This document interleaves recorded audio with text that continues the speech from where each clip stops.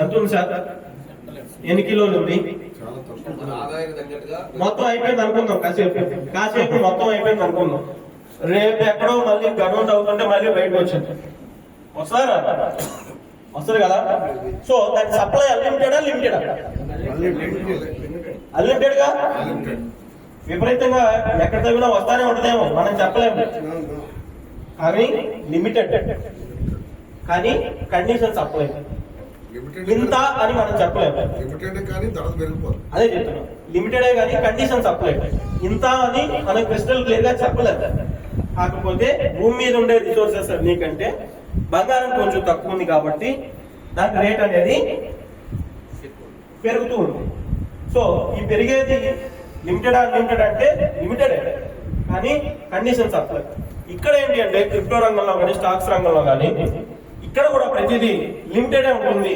ఇక్కడ ఎటువంటి కండిషన్స్ ఉండవు. ఇక్కడ బేస్ పర్ టోటల్ సప్లై వచ్చేసరికి మీ వాస్లో చెప్పాలంటే 1000 కోట్ల కాయిన్ అండి. ఓకే, ఈ 1000 కోట్ల 100% అనుకుంటే ఇక్కడ నుంచి ఒక 2 minutes లో కంప్లీట్ చేస్తాను. ఈ 1000 కోట్లు అనుకుంటే కనుక మొదటి 5%, ఈ 1000 కోట్ల 5% ఎవరైతే వర్క్ చేశారో వాళ్ళందరికీ ఎయిర్ డ్రాప్ ప్రోగ్రామ్ కింద వాళ్ళందరికీ డిస్ట్రిబ్యూట్ చేయడం జరిగింది. ఈ ఎయిర్ డ్రాప్ అయిపోయిన తర్వాత 2% వచ్చేసరికి ప్రీసేల్ అంటారు. అంటే ఇందాక చెప్పాను 10 రూపాయలు కొన్నారు 60 పైసలు కొన్నారని, అది కండక్ట్ చేయడం జరిగింది. ఇప్పుడు మీకు ఫ్రీగా కావాలంటే వస్తాయా మేడం? డిస్కౌంట్ లో కావాలంటే వస్తాయా? మీరు కొన్నా నేను కొన్నా ఎవరు కొన్నా మార్కెట్ నుంచే కొనాలి. ఈ మార్కెట్ లో 6% లిస్టింగ్ పెట్టారు. ఓకేనా? ఇది అయిపోయిన తర్వాత 8% 4%, అంటే దీన్ని మార్కెటింగ్ చేయడం కోసం 8% ని 4% ని మార్కెట్ లో దీన్ని లాకింగ్ మోడ్ లో పెట్టారు, లాక్ చేశారు. 8% ని 4% ని కంప్లీట్ గా లాక్ చేశారు. ఇక్కడ దాకా 25% అయిందా? 5, 2, 6, 8, 4 25% అయింది కదా. ఇప్పుడు మీరు 1,00,000 రూపాయలు పెట్టుకుంటే నెలకి ఎంత వస్తున్నాయి? 12,000. నిలబడట్లేదు సార్, అర్థమైంది అర్థం కావాలా? నాకు అర్థం కావాలి. 12,000 వస్తాయి కదా. ఈ 12,000 ఎక్కడి నుంచి వస్తున్నాయి, ఎక్కడి నుంచి వస్తున్నాయి అన్న క్వశ్చన్ చాలా మందికి ఉండనే ఉంటుంది. ఉంది కదా.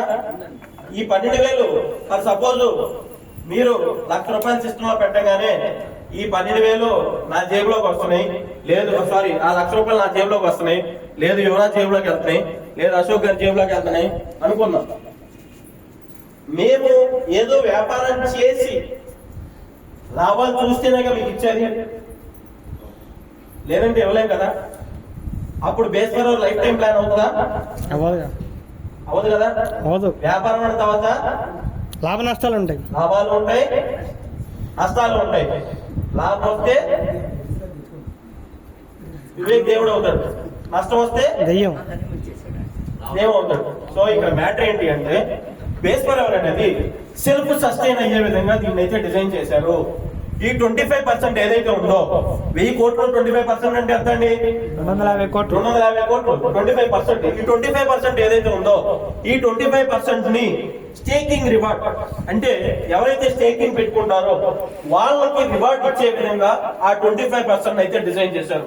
దాన్ని ఎలా డిజైన్ చేశారు అంటే ఫర్ సపోజ్ యువరాజ్ గారికి ఈ రోజు స్టేకింగ్ పెట్టుకున్నందుకు 100 రూపాయలు కావాలి. ఈ రోజు దాని కాస్ట్ రూపాయి అనుకున్నాను. ఈయనకి ఎన్ని టోకెన్లు వస్తాయండి? 100 టోకెన్లు వస్తాయి కదా. ఈ 100 టోకెన్లు ఆ 250 కోట్ల కాయలు ఉంటాయి కదా, అక్కడి నుంచి వస్తాయి. కొట్టండి. సో రెండోసారి ఎక్కడి నుంచి వస్తాయి అన్న క్వశ్చన్ వేయద్దు. ఈ 100 రూపాయలు ఈ 250 కోట్ల కాయల నుంచి అతనికి కొత్తగా మార్కెట్ లోకి వచ్చి దాన్ని మింట్ అంటారు, కొత్తగా కాయలు వచ్చి యాడ్ అవుతాయి. ఈ కాయలు అతను అమ్ముకుంటే అతనికి ఎన్కాష్మెంట్ అవుతుంది. అలాగే సపోజ్ మనందరం కొంటున్నాం, ఎక్కడి నుంచి కొంటున్నాం? ఈ 6% నుంచే కొంటున్నాం. మీరు కొన్నా నేను కొన్నా ఈ 6% నుంచే కొంటున్నాం. టోకెన్ 2 రూపాయలు అయితే యువరాజ్కి ఎంత పేమెంట్ రావాలి? 100 రూపాయలు రావాలి. 100 రూపాయలు రావాలంటే ఎన్ని కాయలు రావాలి? 50 కాయలు రావాలి. ఇందాక 250 కోట్ల కాయల నుంచి యువరాజ్కి ఎన్ని వెళ్ళాయి? 100 వెళ్ళాయి. ఇప్పుడు ఎంత వెళ్తాయి? 50 అమ్మాయి. 4 రూపాయలు అయితే ఎంత వెళ్తాయి బయటికి? 25. 5 రూపాయలు అయితే ఎంత వెళ్తాయి? 20 వెళ్తాయి. 10 రూపాయలు వెళ్తాయి?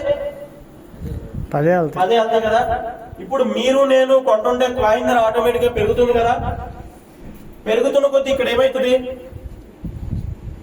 తక్కువ కాయలు బయటకు వెళ్తాయి. ఎంత తక్కువ అయితే అంత తక్కువ. రేపు పొద్దున 100 రూపాయలు అయితే కాయలు, యువరాజుకి ఎన్ని కాయలు వెళ్తాయి? ఒకటే వెళ్తుంది. సపోజ్ 200 అయింది, హాఫ్ కాయనే ఉంటుంది. సో ఇక్కడ యూజర్ బేస్ పెరిగే కొద్దీ ప్లాన్ అనేది ఆటోమేటిక్ గా సస్టైన్ అయిపోతూ ఉంటుంది. ఒక లైఫ్ టైం ఉండే విధంగా దీన్ని అయితే కనుగొన్నారు, చాలా అద్భుతంగా కనుగొన్నారు. అలాగే ఇదొక 25%, ఇదొక 25%. వెరస్ ఎంత అయిందండి? 50%. 50%, 1000 కోట్లు 50% అంటే ఎంత? 500 కోట్ల కాయిన్లు మొత్తం క్లియర్ కట్ గా చూపించేశాడు. మిగతా 500 కోట్ల కాయిన్లు ఎక్కడ వేశారంటే ఇది కూడా రిమైనింగ్ 50% సప్లై లాకింగ్ లో ఉన్నాయి. ఈ లాకింగ్ లో ఉన్న కాయిన్స్ కి ఒక కండిషన్ ఉందండి. ఏంటా కండిషన్ ఉంది అంటే 500 కోట్ల కాయిన్లు మంత్లీ కూడా 0.01% మాత్రమే రిలీజ్ చేస్తారు. 500 కోట్లకి 0.01% అంటే ఎంతండి? 5 లక్షలు. 5 లక్షలు. మీరు కాదు, కొత్త వాళ్ళు చెప్పాలి. 5 లక్షలండి. 500 కోట్లకి 0.01% అంటే ఎంత? 5 లక్షలు. నెలకి 5 లక్షలు మాత్రమే కాయిన్లు బయటకు వచ్చి మార్కెట్ లోకి యాడ్ అవుతాయండి. 5 లక్షల కాయిన్లు మాత్రమే బయటకు వచ్చి మార్కెట్ లోకి యాడ్ అవుతాయి. ఈ 5 లక్షలు నెలకు 5 లక్షలు నెలకు 5 లక్షలు అయ్యి ఎన్నవ్వాలి అంటే ఎన్నాళ్ళు పట్టుద్ది? 800 సంవత్సరాలు.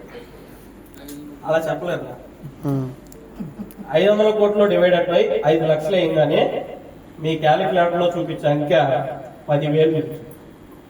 10,000 అంటే 10,000 నెలల పాటు ఈ 5 లక్షల టోకెన్లు మార్కెట్ లోకి స్లోగా రిలీజ్ అవుతూ అవన్నీ కంప్లీట్ అయ్యేపాటికి మనకి 10,000 నెలలు పట్టుద్దండి.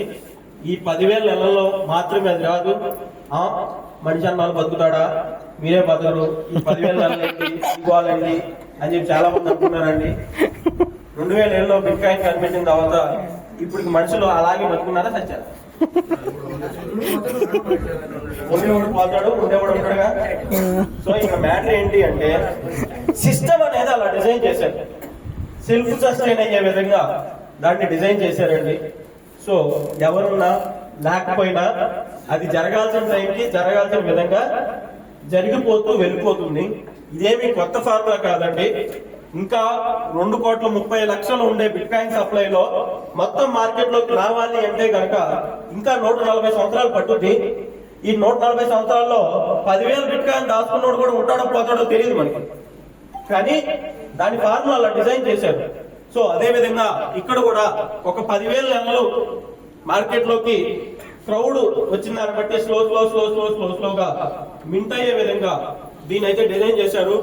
ఈ గ్రాఫ్ ద్వారానే చాలా అద్భుతంగా పనిచేస్తుంది. ఇప్పుడు మీకు అర్థమైనా అర్థం కాకపోయినా ప్రతిరోజు సాయంత్రం 9ంటికి మీటింగ్ ఉంటుంది. మీరు ఒక 2 మీటింగ్స్ కి 3 మీటింగ్స్ కి ఒక వారం రోజులు కంటిన్యూస్ అటెండ్ అయ్యారు అంటే దీనికి 100% క్లారిటీ కూడా మీకు క్రిస్టల్ క్లియర్ గా తెలుస్తుంది. ఆ తర్వాత మీరు హ్యాపీగా వర్క్ చేసుకొని దీంట్లో ముందుకెళ్ళచ్చు.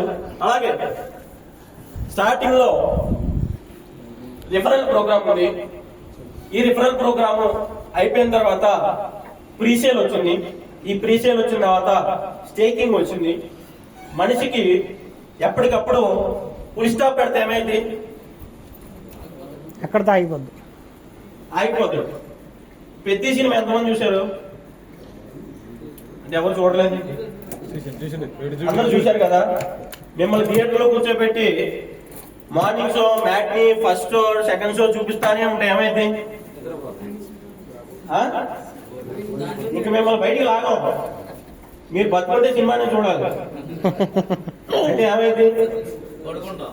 కాబట్టి సినిమా చూడాలి, ఇంటికి వెళ్ళాలి, మళ్ళీ కొత్త సినిమా వస్తుంది, మళ్ళీ వెళ్ళాలి, మళ్ళీ ఇంటికి వెళ్ళాలి. సో ప్రతిదానికి ఫుల్ స్టాప్ ఉండకూడదు. కామా కంపల్సరీ ఉండాలి. ఆ కామాలే ఈ ప్రొడక్ట్స్ అండి, ఈ డెవలప్మెంట్. వెరీ సూన్ మన బేస్ లో గేమింగ్ ప్లాట్ఫామ్ రానుంది. ఈ గేమింగ్ ప్లాట్ఫామ్ లో కూడా అద్భుతంగా సంపాదించుకున్న ఆపర్చునిటీస్ అయితే ఇక్కడ ఉన్నాయి. ఇక్కడ ఉన్న ఆపర్చునిటీస్ అన్ని మీరు సంపాదించుకోవడానికి మాత్రమే డిజైన్ చేయబడి ఉంటాయి. ఎవరి చేతిలో ఉండవు, ఎవరి ఆధ్వర్యంలో ఉండవు. 100% సెల్ఫ్ సస్టైన్ అయ్యే విధంగా బేస్ ఫర్ ఎవర్ అన్న పదంలోనే ఉంది. ఫర్ ఎవర్ మనకి ఇన్కమ్ జనరేట్ అయ్యే విధంగా దీనైతే చాలా అద్భుతంగా డిజైన్ చేశారు. అప్కమింగ్ ప్రొడక్ట్స్ కూడా చాలా ఉన్నాయి. లాటరీ సిస్టమ్ అని చెప్పి గేమింగ్ ప్లాట్ఫామ్ అని, లాంచ్ ప్యాడ్ అని. ఈ లాంచ్ ప్యాడ్ ఏంటి అంటే, ఫర్ సపోజ్ వెంకటరమణ గారు వచ్చారు, ఆయన ఒక కాయిన్ లాంచ్ చేయాలనుకున్నాడు. ఆయన బేస్ పవర్ ద్వారా ఆయన సొంత కాయిన్ కూడా ఆయన్ని లాంచ్ చేసుకునే అవకాశం బేస్ పవర్ కల్పిస్తుంది. అలాంటి అవకాశాలు ఇంకా ఎన్నెన్నో ఈ బేస్ పవర్ లో రానున్నాయి. మనందరికీ నచ్చిందా? స్టార్టింగ్ లో మళ్ళీ ఒక క్వశ్చన్ అడిగాడు. స్టార్టింగ్ లో ఏమడిగాడు? మీరు పని చేసుకుంటే మీకు వచ్చేటట్టయితే నేను చెప్పిన సోదంతా విన్న తర్వాత నచ్చితే మీరు పని చేసుకుంటే నచ్చేదైతే చేసుకుంటానన్నారా లేదా? నేను చేసుకోకపోయినా నాకు వస్తాయి అంటే నేను జాయిన్ అవుతానన్నారా లేదా? ఇప్పుడు నచ్చిందా లేదా? సో కంపల్సరీ మీ అందరూ కూడా మీరు ఏదైతే అనుకుంటున్నారో ఇంకా 100% క్లారిటీ రాకపోవచ్చు. మీరు ఇన్వాల్వ్ అయ్యి నిదానంగా ఈ సబ్జెక్ట్ మీద క్లారిటీ తెచ్చుకొని ఇంకా ముందుకు వెళ్ళచ్చు. 100% ఇందులో ఆదాయం అయితే ఉంది. ఈ బేస్ పవర్ గురించి ఎవరిని అడగాలండి సార్? ఈ బేస్ పవర్ గురించి ఎవరిని అడగాలి? మిమ్మల్ని ఎవరైతే ఇన్వైట్ చేశారో వాళ్ళని అడగాలి. లేదా ఎవరైతే సంపాదించుకుంటారో వాళ్ళు కనబడితే వాళ్ళని అడగాలి. అంతేగాని మీరు ఈ మీటింగ్ అంతా ఇక్కడ విన్న తర్వాత మీకు అర్థమైంది ఎంత అండి? ఎంత? మీరు బయట వాళ్ళకి చెప్పేదంతా ఇంత, ఆడికి తెలిసిందంతా. చివరికి ఆడేమంటాడు? ఇలాంటివన్నీ నీకు ఎందుకురా స్వామి, చూసి పండిపోయింది, ఏమీ తెలియనోడు, నాకు ఫుల్ గా ఎక్స్పీరియన్స్ తో చెప్తున్నాను, ఇలాంటివి వద్దు అంటాడు. సో బేస్ ఫర్ అవర్ గురించి తెలిసిన వాడిని మీరు 100 రకాల డౌట్లు అడగండి. దాని గురించి నిజాలు తెలుసుకోండి. నచ్చితే ముందుకెళ్ళండి, లేదంటే వద్దు. ఇక్కడ ఎవరితో బలవంతం లేదు, ఎక్కడా బలవంతం లేదు. కానీ ఒకటి చెప్తున్నాను, ఎవరైతే ఈ రోజు నిర్ణయం తీసుకొని మీరు జర్నీ చేస్తారో రేపు కంపల్సరీ దీని ద్వారా 100% బెనిఫిట్ తీసుకుంటారని చెప్పి నేను చెప్తున్నాను. ఈ రోజు అదే చెప్పాను, 2 సంవత్సరాల క్రితం అదే చెప్పారు. ఆ రోజు చెప్పింది ఈ రోజు నిజమైంది, ఈ రోజు చెప్పింది రేపు నిజమైంది. అవుతా కంపల్సరీ అయింది కదా. సో మరి ఎంతమంది నాతో వర్క్ చేస్తారు?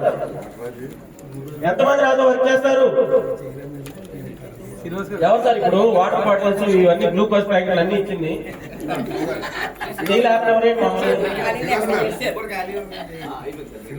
ఎంతమంది నాతో వర్క్ చేస్తారు?